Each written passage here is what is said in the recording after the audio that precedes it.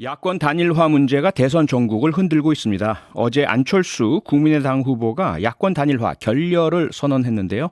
윤석열 후보와 국민의힘의 입장 확인해 보겠습니다. 정미경 국민의힘 최고위원 연결하겠습니다. 정미경 최고위원님 안녕하세요. 네, 안녕하세요. 네, 어제 안철수 후보 기자회견 단일화 결렬 선언 국민의힘에서 당황스럽다 이런 반응들이 많이 나왔었는데요. 최고위원님 전혀 예상을 못하고 계셨습니까? 네, 전혀 예상 못했습니다. 아, 네. 안철수 후보가 사실 윤석열 후보에게 단일화 제안하고 답을 주십시오 하고 답을 계속 안 주십니다. 이런 이야기를 하시면서 일주일 정도 지났지 않습니까? 그런 네. 가운데 양측의 입장이 얘기가 좀 다른 게 뭐냐면 국민의힘에서는 그동안 지속적으로 물밑에서 이야기가 있었다. 그런데 국민의당에서는 전혀 물밑 협상이 없었다. 어느 쪽이 사실인 겁니까? 뭐 다 양쪽 다 맞는 것 같아요. 어떻게 그게 가능하죠? 왜냐하면 네.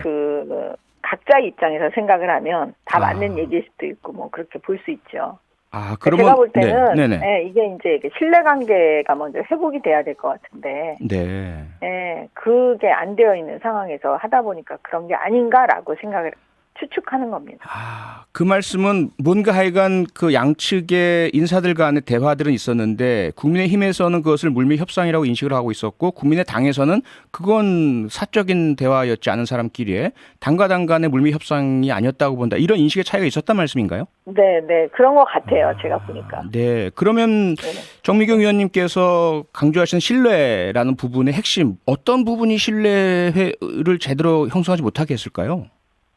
저는 그 질문의 답인지는 모르겠는데요. 예. 이제 앞으로 이걸 이제 어떻게 해야 되는가 하고도 이제 연결될 수 있는 부분인데, 네. 그 두 분 후보님께서 직접 소통을 강화하시는 게 좋고, 네. 그 다음에 그 대리인도 두 분 후보님께서 나는 누구를 대리인으로 하겠다. 네. 그럼 나는 누굴 대리인으로 하겠다. 두 분만이 그 서로 알 수 있도록 하는 아하. 그런 상황이 돼야지 너무나 많은 이게 지금 라인들이 움직이니까 네. 이게 사실 혼선이 있고 헷갈릴 수가 있잖아요. 아, 그러니까 두 후보 간의 우선 신뢰, 그 다음에 서로 간의 신뢰하는 대리인의 선정 이것이 가장 중요한 원칙이라고 말씀을 주셨는데 그동안은 아니 그게 중요한 원칙은 아니고요. 그래야지 그게 상식에 부합하지 않을까. 아, 그래야지. 저는 그렇게 보는 거죠. 예, 그러면 네. 어느 정도 이제 신뢰관계가 구축이 되면서 서로 이제 그러면 이제 사실 어떻게 보면 10분 만에도 가능해지는 거거든요. 네. 근데 그 말씀은 저희가 여러 번 들었습니다. 10분 만에 가능 또는 차 한 잔 마시는 시간에 가능. 그런데 네, 결과는 그렇게 되지 않았고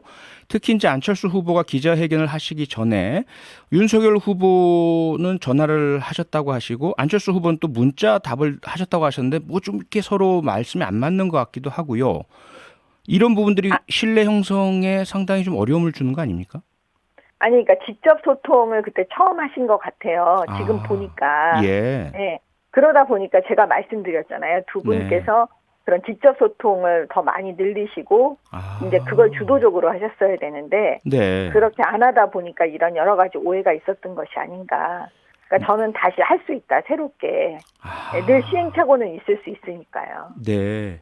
아니 그런데 일단 결렬 선언 단일화는 없다라는 공식 발표를 하셨는데 다시 지금부터 두 분 간의 대화와 신뢰 구축이 가능하고 그럴 시간이 있을까요? 지난번에 서울시장 선거 때도 네. 그 오세훈 후보와 우리 안철수 후보님 두 분께서 계속 됐다 안 됐다 막 그랬잖아요. 그래서 네. 많이 모든 그 우리 지지자들의 마음을 울컥울컥하게 만드셨던 그게 기억에 있기 때문에요. 저는 이게 과정 중에 하나다라고 그렇게 봅니다. 과정 중에 하나다. 네네. 네, 그 과정 중에 하나에 해당되는 것일 수도 있을 것 같은데요. 오늘 아시겠지만 최진석 국민의당 선대위원장께서 언론 인터뷰를 하면서 단일화 과정에서 국민의힘 측으로부터의 조롱, 협박 등이 있었다라는 말씀이셨고 그리고 이준석 대표 문제를 제거해야 된다 이런 표현도 하셨는데 어떻게 보십니까? 저는 사실 이제 계속적으로 그걸 좀 우려를 했어요. 이준석 대표의 그 여러 가지 발언들에 대해서. 네. 그래서 이제 그런 부분에 대해서는 좀 그 입을 다물고 좀 말씀을 아껴야 되지 않을까. 그런 경고를 하셨었잖아요. 최고위원께서. 네, 네. 저는 얘기를 했는데. 네. 또 이렇게 이런 일이 벌어져 갖고 사실 너무 안타깝습니다. 근데 네. 지금 말씀하시는 그분이 최진석 위원장. 예. 네, 최진석 위원장님께서 그 말씀하시는 그 부분 네. 그건 충분히 제가 공감을 하고요. 네. 그래서 이준석 대표도 네. 아차 싶었을 거예요. 본인이 실수한 거 얘기하면서 알았을 거라고 저는 봐요. 네. 네, 그렇기 때문에 의도적으로 한 건 아니기 때문에 네. 저는 우리 이준석 대표가 그 부분에 대해서는 네. 사과를 하시는 게 맞다 그렇게 봅니다. 그런데 이준석 대표가 바로 최진석 선대위원장 인터뷰가 나오자마자 정권 교체를 바라는 국민들의 마음을 놓고 장사 그만하시라 이런 대응을 바로 하셨는데 이건 사과하실 수 있는 그런 분위기나 태도는 아니시지 않습니까? 그래도 이제 제 입장에서는 제가 네. 이제 그걸 보면 왜 그러냐면 이준석 대표가 자기의 잘못 지금 사과 부분에 대해서는 네. 저는 하고 싶을 것 같아요. 예. 근데 이제 자꾸 또 이 대표는 본인의 목소리에 너무 집중을 하다 보니까 네. 이제 그 부분을 자꾸 놓치고 있는 것 같은데 네. 이제 그러니까 왜 이런 거 진정한 용기는 네. 또 사과할 때는 사과하고 그다음에 또 새로운 길을 가고 그래야 되는 건데 네. 그 부분은 저는 우리 이준석 대표도 좀 더 시간을 주면 이 대표가 그 부분에 대해서 사과하지 않을까 저는 그렇게 봅니다. 네. 정미경 최고위원님은 그렇게 보시고 계시지만 일각에서는 이준석 대표의 실언이 아니고 국민의힘 내에 얼마나 수가 많은지 모르겠지만 국민의당과의 단일화 자체를 반대하거나 우려하는 여론이 많고 그 여론에 대한 대표적인 목소리를 낸 것이다. 이렇게 보시는 분도 있는데요. 잘못된 의견인가요? 지금 여론조사상으로 제가 정확히는 말씀 못 드리지만 네. 정권 교체를 원하시는 분들의 70% 정도가 네. 약이요. 네. 70% 정도가 단일화를 원하세요. 예. 그리고 국민의힘 국회의원들 상대로 한 전수조사를 네. 한 거를 보니까 과반 이상이 절반 이상이 단일화 해야 된다라고 말씀하고 계시거든요. 네. 예, 그렇기 때문에 단일화 필요성에 대해서는 네. 사실은 많은 분들이 단일화 해야 된다라고 생각합니다. 저는 사실 이번 대선이 정권 교체를 원하는 우리 국민들께는 네. 축제장을 만들어 드려야 된다. 예. 그게 우리 국민의힘이 해야 될 도리라고 생각을 해요. 네. 마지막까지 가슴 조이면서 가는 선거는 안 된다. 네. 그렇기 때문에 단일화를 통하여서 완벽하고 완전한 대선 승리의 발판을 삼아야 된다고 보고 있거든요. 네. 그 이유 중에 하나가 뭐냐면 선거는 우리 다 많이 해봤지만 네. 좀 분위기거든요. 이번에 단일화가 딱 됐다고 생각하면 네. 저는 이재명 후보를 지지하시는 분들 간에 많은 분들이 투표장에 안 가실 거다 이렇게 보거든요.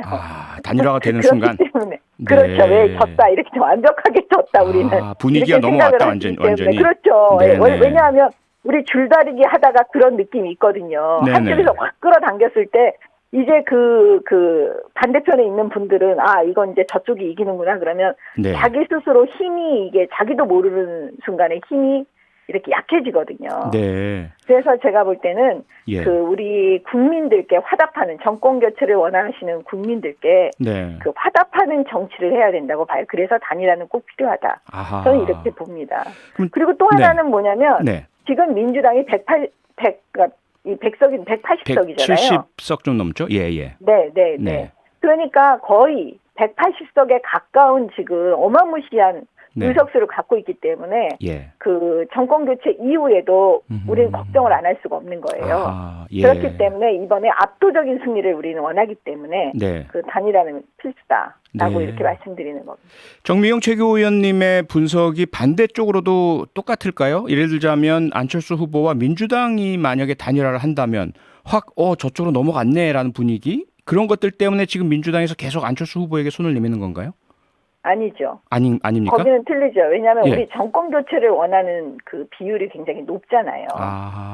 그건 차이가 있는 거죠. 왜냐하면 이재명 후보하고 민주당은 어떻게 생각하냐면 지금 본인들도 패배할 거라는 건 다 알 겁니다. 그런데 문제는 뭐냐? 제가 볼 때는 이 사자구도로가 안철수 후보가 끝까지 완주만 해주면 네. 그나마 우리가 한번 해볼 수 있다라고 생각하지 않을까요? 이건 제 추측입니다. 아하, 네.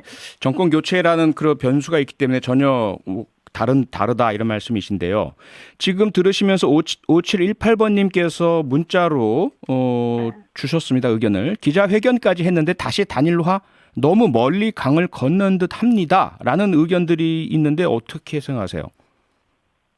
수사도 해보면 그 살아있는 생물이 어디로 튈지 몰라요. 네. 근데 제가 정치판에 와보니까 정치도 마찬가지인 거죠.